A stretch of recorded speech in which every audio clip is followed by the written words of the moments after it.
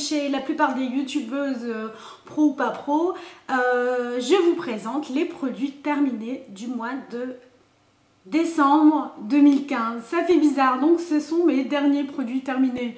Donc c'est vraiment les produits terminés quoi. Voilà. Ok, j'ai la blinde comme d'habitude, j'ai l'impression encore une fois que j'utilise des choses anormalement, que je ne suis pas normale. Je pense pas que je suis normale. Je vais les prendre au pif parce qu'il y en a trop et que j'ai pas trié. Donc je vais commencer tout de suite avec le nettoyant visage pour une peau parfaite. Donc la mousse nettoyante clarifiante de chez Sobioéthique que je vous ai présenté dans un article le mardi, c'est bio. En gros, j'ai apprécié cette mousse. Je l'ai trouvée aussi bien que des mousses, j'allais dire professionnelles, non, de marques plus chères qui valent pas spécialement toujours leur prix. Voilà, donc je la conseille et je la rachèterai. Produit numéro 2, alors c'est un lait pour le corps de Noël passé, donc pas 2015-2014, que j'avais reçu à mon amie Miggy aux fruits noirs. C'était peut-être aussi l'occasion de comparer les produits de cet hiver-ci, de Noël-ci, on va y arriver, et les produits de Noël passé. J'ai adoré la texture crème fondante, c'est vraiment ça, l'odeur superbe. Je dois dire que malheureusement, j'ai préféré ces produits-là à, par exemple, le gel douche orange confite et cannelle. Donc ça, c'est la gamme de Noël Yves Rocher de cette année. Alors, j'ai hésité, hein, parce que l'orange confite, comment vous dire, ça me fait penser aux Pims. Vous voyez les biscuits chocolat avec l'intérieur à l'orange, le truc, je déteste.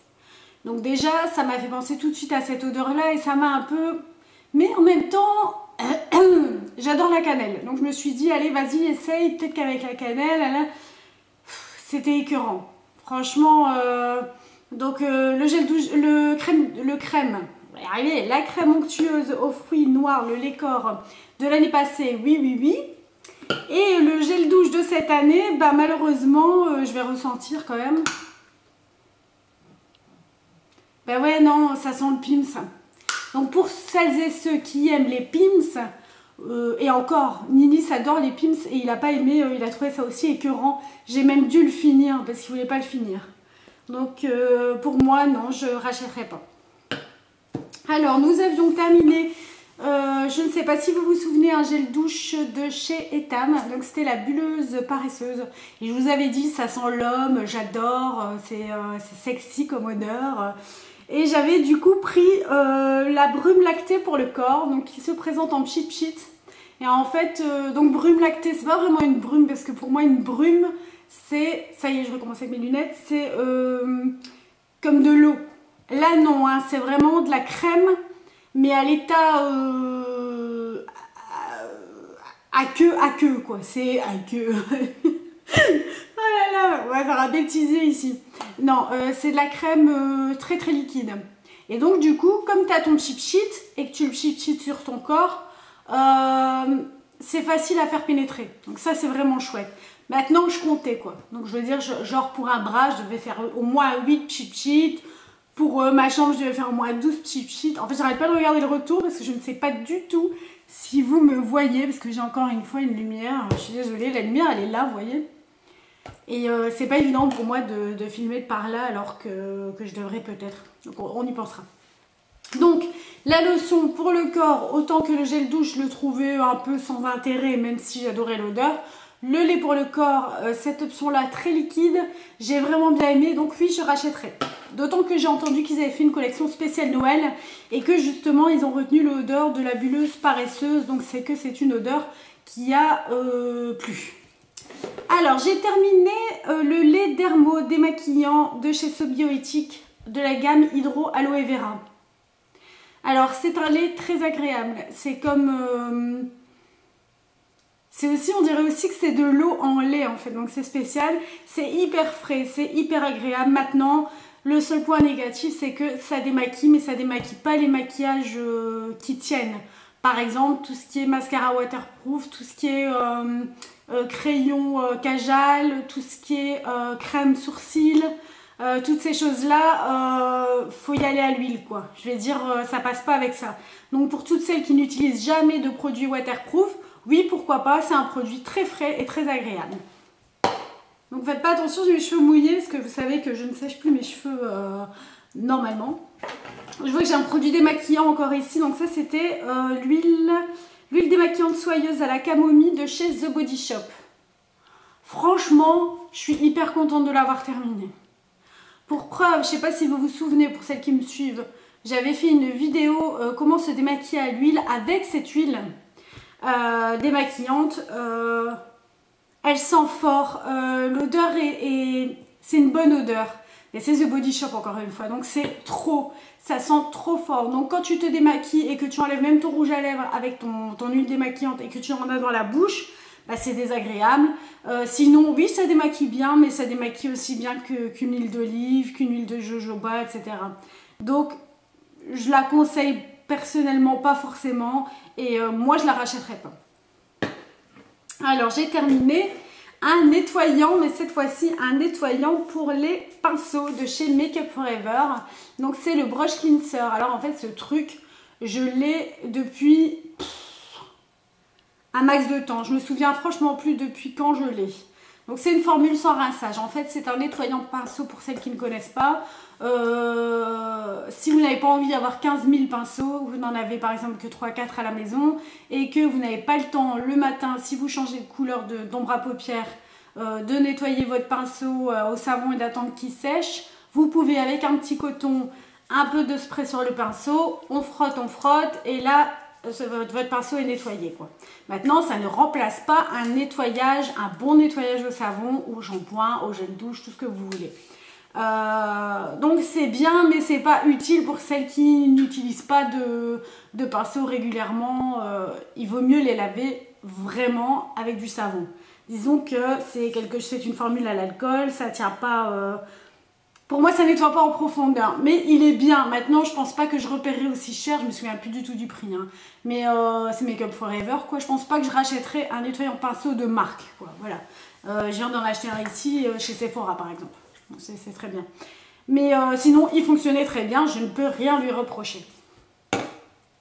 Alors, j'ai terminé un tube. En fait, ça fait 3 fois que dans mes favoris, au moment où ça coupe, je sais pas, à chaque fois, j'arrive pas à vous la présenter. Je vous l'ai déjà présenté dans un mardi c'est bio. Comment je me perds encore une fois. C'est le gel d'aloe vera. Ici, c'est celui de chez Aloe Pura. Voilà, donc à 99,9% d'origine naturelle et bio. Ce gel, franchement, c'est une tuerie. Je pourrais plus m'en passer.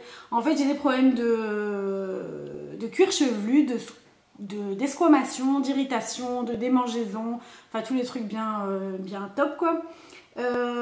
Et alors j'ai une peau très sèche, je suis vite irritée, que ce soit par les vêtements ou alors parfois les soutiens-gorge, ça peut arriver ici ou alors en dessous des seins ou au niveau de la culotte, ou enfin toutes des petites irritations qu'on peut vivre, et surtout ici pendant l'hiver.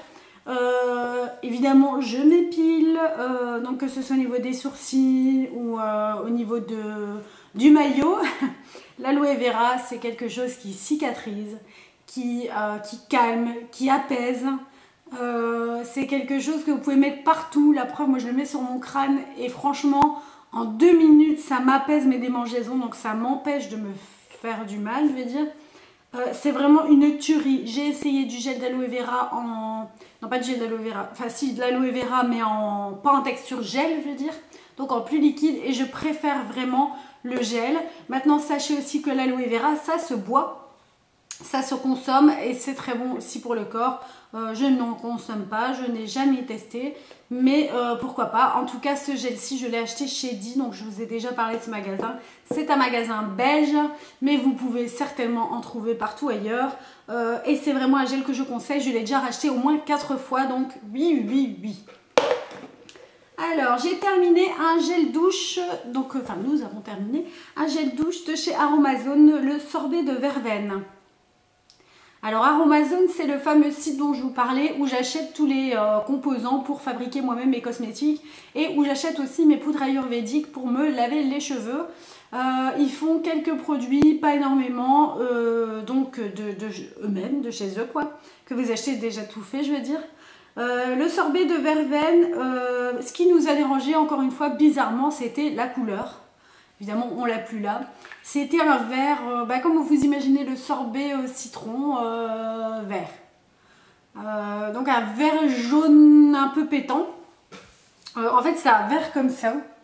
Je sais pas si vous allez bien voir à la caméra, parce qu'il y a une couleur pas chouette. Le gel douche très doux, ne mousse pas fort parce que c'est un truc naturel. Par contre, l'odeur, ce coup-ci, j'ai vraiment bien aimé. Ça sentait vraiment... je ne me trompe pas avec l'autre. Ouais, non. Ça sentait vraiment... pour moi, ça sent le citron, parce que la verveine, ça sent un peu le citron. Moi, personnellement, j'ai vraiment bien aimé. Ninis, ça l'a un peu lassé. Donc, je ne pense pas que je le rachèterai. Alors, nous avons terminé dans la douche la crème pour... oh là là, coupé. La crème sous la douche de chez Nivea. Ici, c'est au beurre de karité, donc c'est pour les peaux sèches. C'est une crème qu'on utilise après s'être lavé sous la douche. On met la crème partout sur notre corps. Et en théorie, en sortant de la douche, si vous vous essuyez, cela suffit, si vous n'avez pas le temps le matin, de mettre de la crème. Vous allez être en théorie hydraté.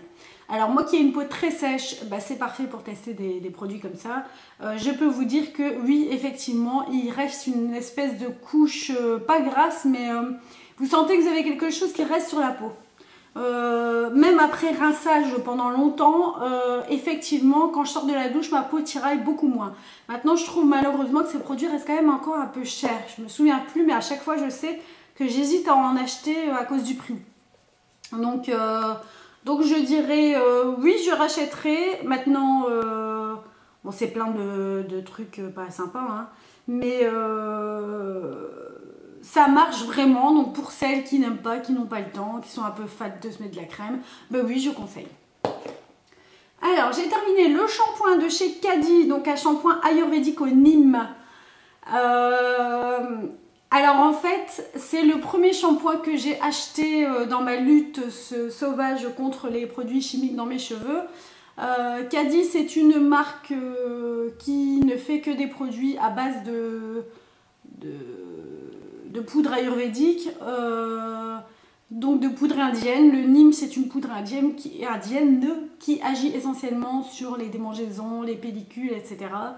C'est aussi à base de romarin, si je ne me trompe pas. Regardez, donc c'est antibactérien, blablabla. Pour moi, ça sent le romarin à mort. Alors ça, c'est spécial. Alors le produit est presque noir. Ça sent très fort. Je veux dire, vous pouvez le rincer au vinaigre. Je veux dire, 3 jours après, ça sentira encore. Donc faut vraiment faut s'accrocher quoi. Ça a été dur. J'avoue l'odeur. Je vais dire, je suis à côté de quelqu'un et le quelqu'un va me dire ça sent quelque chose de bizarre. Ça sent le romarin, ça sent les herbes quoi. Donc, mais sinon, au point de vue, est-ce qu'il fonctionne ou pas contre les pellicules et tout ça? J'ai toujours eu des pellicules parce que je crois que j'ai un problème au niveau du cuir chevelu. Mais c'est un des produits qui a mieux fonctionné jusque maintenant. Donc oui, je conseille et j'aimerais bien personnellement essayer un autre produit de la gamme qui est spécialisé pour les cuirs chevelus d'ailleurs. Donc je conseille la marque Caddy. Marque Caddy qui fait aussi des soins colorants pour les cheveux. J'ai terminé, je ne savais pas si j'allais en parler, mais maintenant du coup je vais en parler, maintenant je le vois. Un baume démêlant après shampoing en beurre de karité bio de chez Ciel d'Azur Labs. Je vous le mets tout près. Alors ça fait vraiment l'étiquette de produit bio type. Le truc qui pue quoi, le truc pas beau quoi. Ça sent, pour moi ça sentait l'avoine, ça m'a fait penser aux produits à l'avoine de la gamme des gammes de chez Velleda. Baume démêlant moyen pour des gens qui sont naturels comme moi, oui, pour des gens qui ne le sont pas, non. Donc ça n'intéressera pas énormément de monde. Même moi qui suis naturelle maintenant, je ne le rachèterai pas parce que je n'y ai pas trouvé l'utilité par rapport au prix. C'était excessivement cher, comme malheureusement beaucoup de produits bio, et il n'était pas excellent quoi. Donc c'est un produit qui va faire ce qui va passer et qu'on ne va plus revoir. Alors j'ai terminé le nettoyant visage sur gras nutritif végétal de chez Yves Rocher. En réalité c'est plutôt Ninis qui l'a terminé. Je l'ai utilisé un peu avec lui. Ce qui est bien, c'est que dans les moments comme maintenant où il fait froid et où on a un peu la peau qui tiraille, se nettoyer avec ce nettoyant sur gras, tu sens vraiment le matin que déjà ça te nettoie le visage et ça tire pas du tout et tu sens que ça a été nettoyé. L'odeur est vraiment super agréable, je trouve que ce sont de très bons produits. Donc oui, je conseille et oui, je rachèterai. Alors, j'ai terminé. On va y arriver. On a combien là? 15 minutes 18.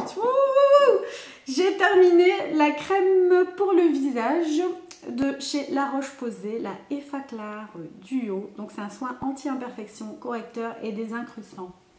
Alors c'est un soin, comment expliquer? Donc évidemment pour les peaux mixtes à grasse.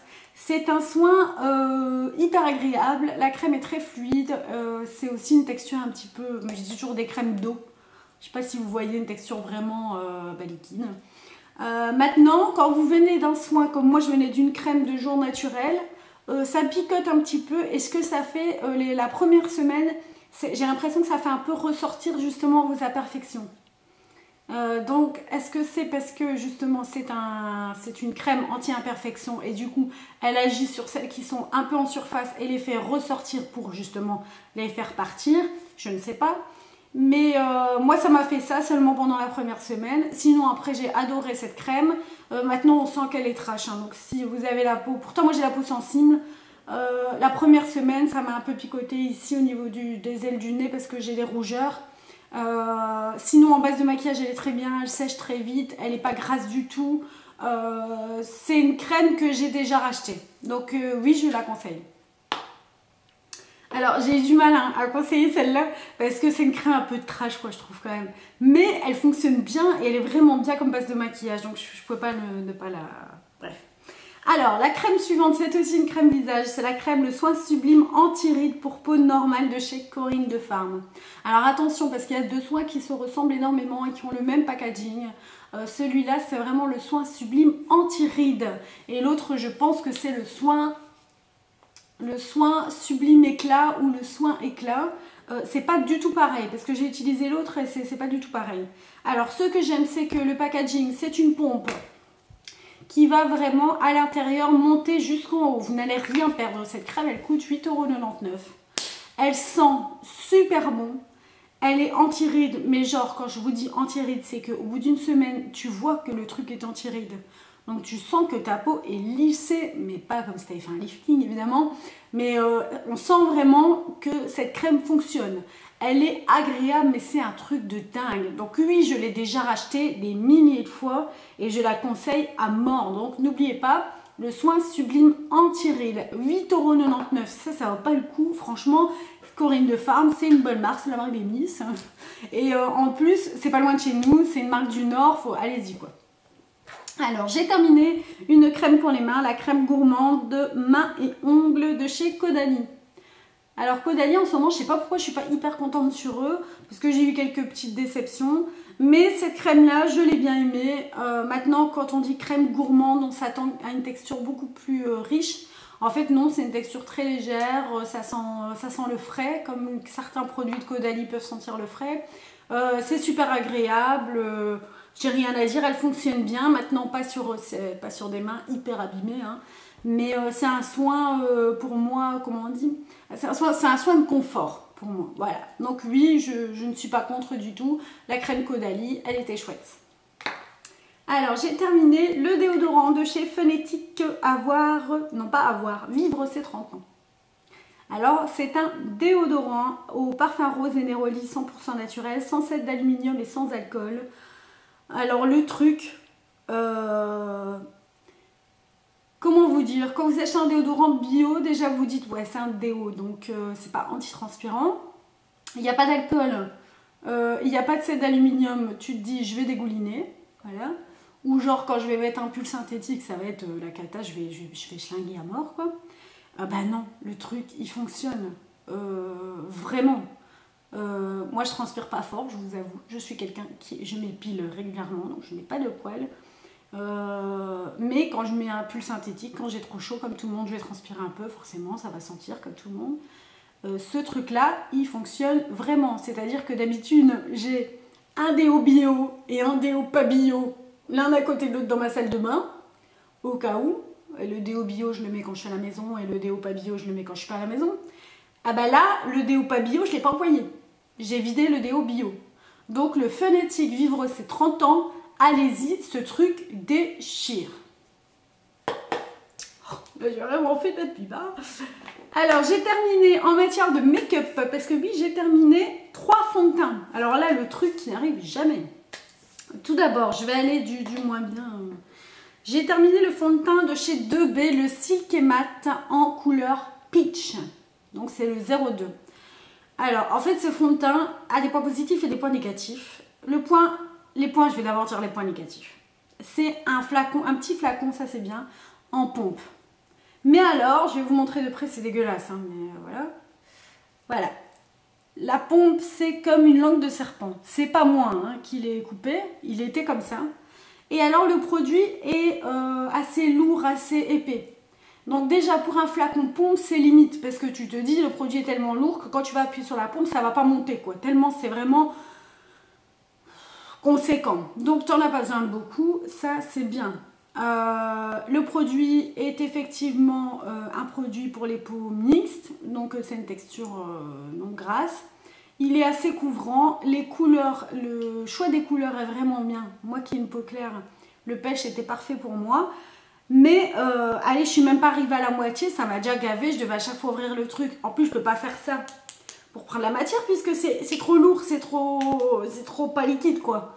Donc tu dois aller, j'ai dû retrouver une spatule d'une de mes crèmes, vous voyez les petites spatules en plastique, pour aller dedans chercher le fond de teint. Enfin vraiment, bon ça c'est gavant. Donc pour moi c'est une grosse erreur de packaging, 2B si vous entendez. Sinon je l'ai bien aimé, mais je ne vais pas le racheter juste pour ça parce que ça m'a gavé, j'ai perdu du produit, ça voilà.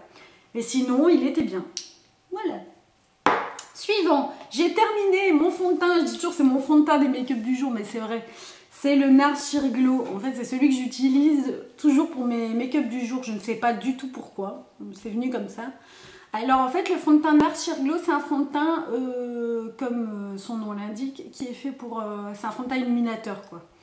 Donc pour les peaux mixtes à grasse, bah, c'est pas le top, donc comme pour moi. C'est un peu, il est un peu trop liquide, un peu trop glowy je vais dire pour moi.